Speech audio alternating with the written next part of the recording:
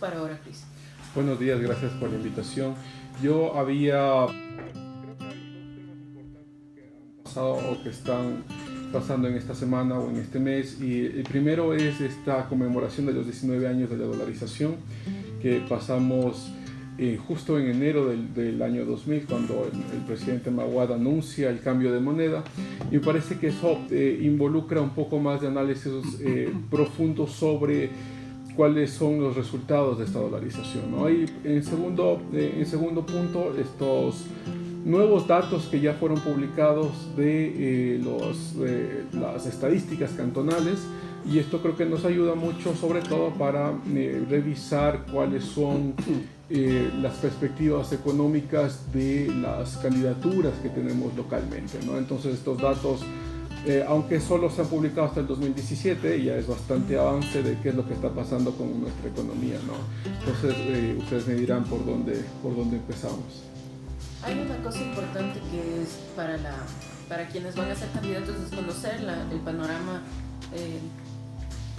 global de nuestra provincia. Habíamos comenzado en la semana pasada sobre la diferencia entre la provincia y el cantón.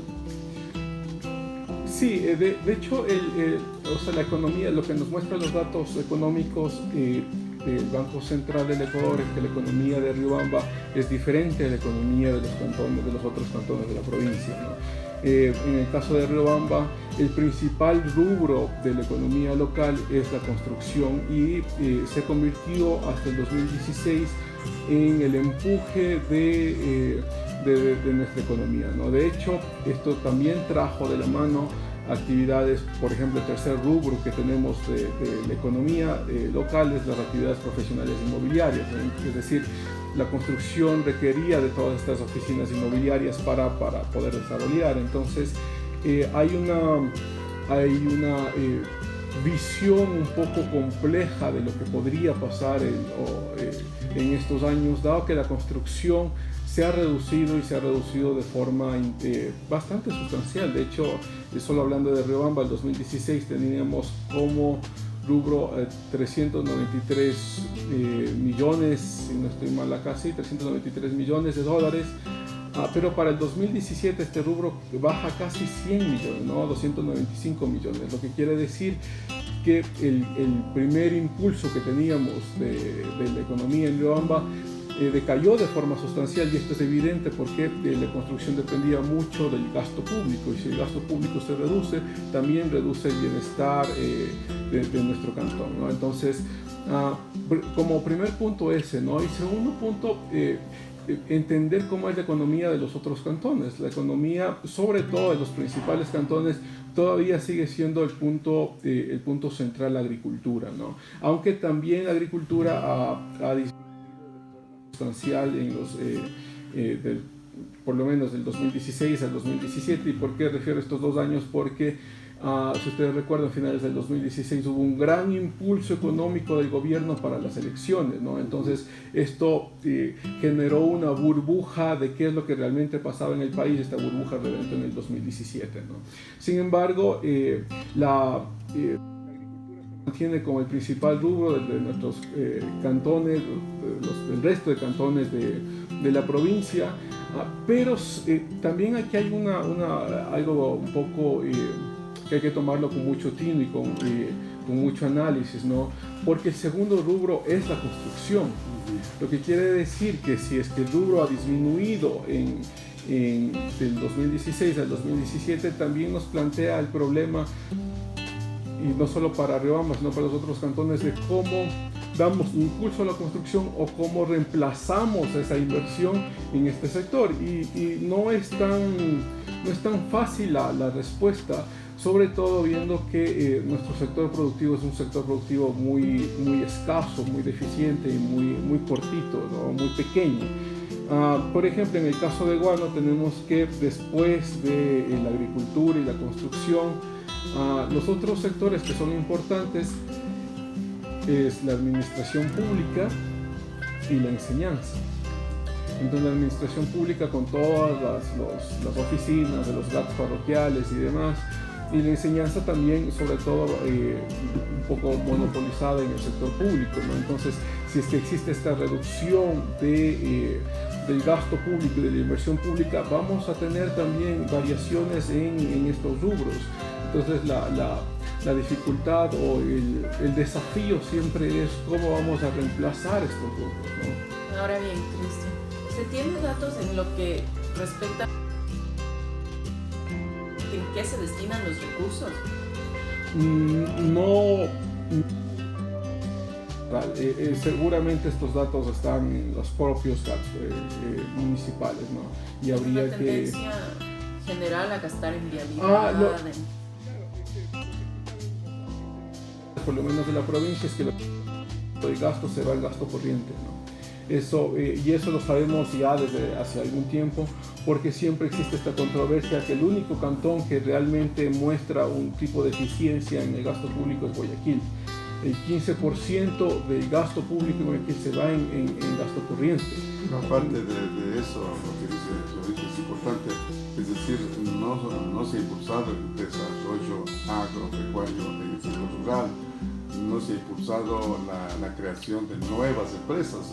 Las únicas empresas que tenemos, la cemento, Tubacec, es decir, las de siempre, ¿no? La cerámica, es decir, no se ha incentivado a través inclusive de los rubros, inclusive préstamos que se logra conseguir de China, de Japón, pues simplemente se ha orientado a la vialidad, un poco a la forestación, ¿no? Algo de riego, a servicio social.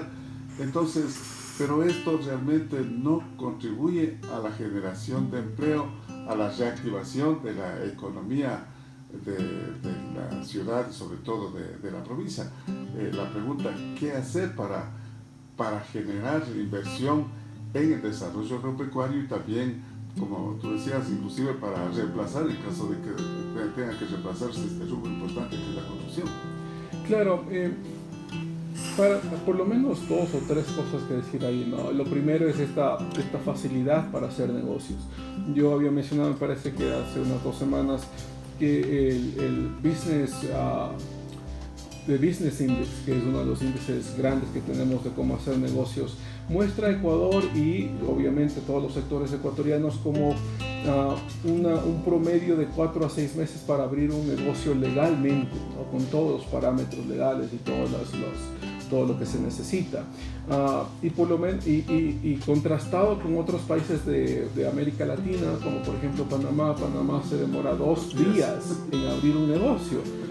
Y yo creo que había comentado también esta anécdota de la Universidad de San Francisco de Quito, que ellos abrieron su campus en Miami y se demoraron 1 mes legalmente en abrirlo, ¿no? Entonces, y acá yo había preguntado en los últimos 10 años cuántas universidades privadas se han creado, ¿no? Entonces, eso muestra mucho de qué es lo que pasa con todos nuestros parámetros, todas estas exigencias burocráticas para abrir negocios, ¿no? Y eso detiene mucho, sobre todo Chimborazo está muy caracterizada por ser una provincia llena de emprendedores, ¿no? Nosotros tenemos muchos negocios pequeñitos, pero muchos y extensos. Estamos llenos de emprendedores, pero estos emprendedores necesitan apoyo, necesitan sustento para poder crecer, ¿no? Y para poder ser ricos, que al fin y al cabo ese es el propósito de tener un negocio, ¿no? Yo recuerdo, así como paréntesis nomás, en este gran libro de Adam Smith, de La riqueza de las naciones, uno de los puntos que él menciona es que es beneficioso para la sociedad que existe un creciente número de riqueza o de ricos, porque siempre el ejemplo que yo hago a mis estudiantes es, supongamos tenemos una fábrica de Mercedes-Benz y todos dicen esta es una fábrica de lujo, solo para ricos, pero lo que significa que si hay estos ricos que compran las Mercedes-Benz, significa que hay una fábrica con todas las especialidades, desde ingeniería hasta barrendero, para poder sostener a sus familias. Si no existiera ricos que compran los Mercedes-Benz, estas familias estarían en el desempleo, ¿no? Porque lo que pasa es que a veces se piensa que el socialismo es el camino, porque se socializa la pobreza, pero no se socializa el bienestar, que ese es el gran problema, y eso se ha demostrado en Rusia, en Venezuela, en Cuba, en Albania, en todos los países de corte socialista, ¿no? Que tienen esta mentalidad, porque que es diferente a Suecia y Noruega, que tiene también una visión socialista, pero a partir de fortalecimiento de la riqueza, ¿no? Que eso es importante, el fortalecimiento de la riqueza no para pocos, sino para todos que tengan la oportunidad de hacerlo, ¿no? Entonces yo sí creo que es importante cambiar el esquema, la visión para Chimborazo. Ya es hora, ya es el momento oportuno. Sí, y no tenerle miedo, me parece a mí, a esta idea de riqueza, ¿no? Justo en estos días, con esto de las campañas, he estado muy ocupado. Hay gente que ha estado viajando, no de este cantón, porque no quisiera meterme en este cantón, pero sí de otros cantones, tratando de guiarles en la parte sobre todo política y económica de qué decisiones tomar, ¿no? Y hay uno de estos elementos que sí han sido publicados desde el 2017, ya tenemos la publicación del 2017 sobre los grupos económicos que tenemos en Ecuador, y va regionalizado, o sea, tenemos grupos económicos de Chimborazo, de Riobamba y de las otras provincias. Y resulta que Chimborazo sigue con los mismos 4 grupos económicos. ¿Cuáles son estos 4 grupos? Preferiría...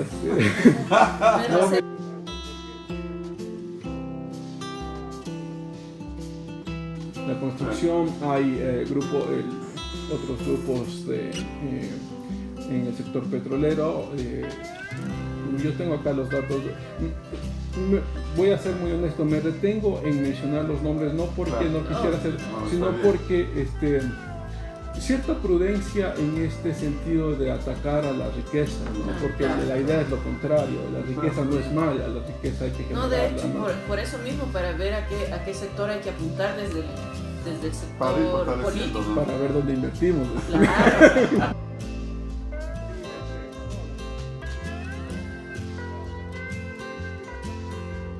Datos del SRI van a mostrar un poco más, pero cuando uno ve de quién pertenece estas empresas, se da cuenta que todos son de la misma familia. Entonces por eso yo los he reunido y digo, 4 grupos económicos, ¿no? Pero no sigamos adelante. Sí, pero bueno, para pasar al otro, quería decir es que hay muchas trabas burocráticas por un lado, hay poca inversión por otro lado. Yo había mencionado también que se necesita una política agresiva de invitación a la inversión extranjera, ¿no? Pero agresiva, ¿no?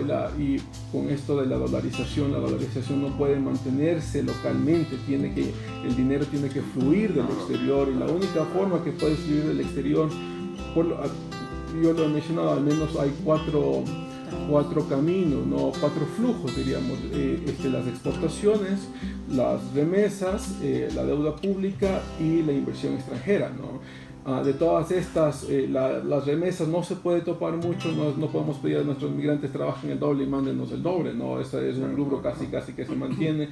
Exportaciones sí podemos hacer bastante en el hecho de poder tener tratados múltiples de libres comercio en los cuales nuestros exportadores puedan tener el beneficio de salir a otros lugares sin los aranceles, ¿no? Quizá algún programa nos dediquemos solo a esto, porque hay pros y contras, pero los pros son mucho más importantes. La deuda pública no se puede o sea, es imposible que tengamos más deuda pública, ¿no? A menos que tengamos un gobierno demasiado irresponsable. Y lo último, la inversión extranjera, o sea, una política agresiva de invitación en el sector agrícola, ¿no? Ahora, al respecto hay una cosa importante, quienes han sido parte de los gobiernos autónomos descentralizados, principalmente provinciales, han olvidado esta competencia que tiene este sector de régimen de administración. ¿Cómo hacer que se catapulte esto? Primero los encuentros, eso es obvio, ¿no? ¿Y que se catapulte lo de la construcción? No, ¿O de la inversión internacional. Sí, no, está bien. A mí, si ustedes recuerdan, a principios del año pasado se aprobó la ley de fomento a la producción que establecía parámetros sobre extensión de impuestos para nuevas inversiones que venían a Quito, Guayaquil, y mayor extensión de impuestos para nuevas inversiones en el resto del país. O sea, ya la plataforma legal está. Parece que yo había aplaudido esa plataforma legal. Sin embargo, se necesita esa política de atracción, ¿no? Que quiere decir que haya una invitación directa de los gobiernos locales a poner ya la estructura legal está puesta, ¿no? Yo creo que también había conversado hace poquitos meses, el gobierno fue a Japón, 2017, 1.000 millones de dólares de los cuales no tenemos ninguna idea qué pasó. Pero si no fuera solo Japón y no fuera solo el gobierno nacional, sino los gobiernos provinciales, los gobiernos locales, a atraer ese inversión. Sobre este tema, para ver si el próximo martes concretamos el tema de las exportaciones y el tema de